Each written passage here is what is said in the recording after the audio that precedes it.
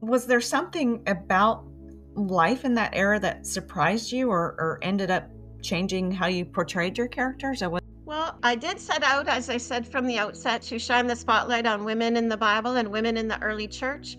I did not expect to become an advocate for the LGBTQ plus community. I didn't set out with that goal.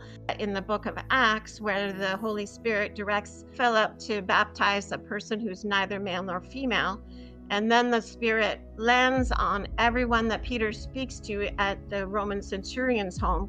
In this third novel, Junia's mission trip goes to the town where Mariamne and her brother and Nathaniel are teaching and evangelizing.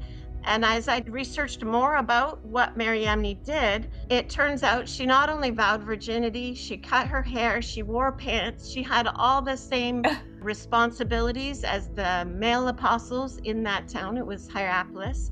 So it turns out that in a very early manuscript of the Acts of Philip, they actually said that, a woman could not be an apostle. Therefore, you need to become a male to become an apostle.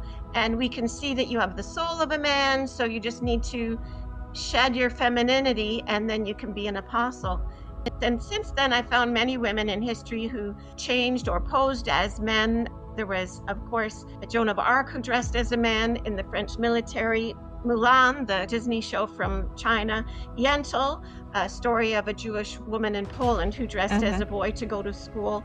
And in Afghanistan, they have the Bacha Posh tradition where women or girls can dress as boys until they hit puberty. So I was very interested to hear about and to think about this tradition of girls who are being prevented from doing things, changing their appearance to be boys.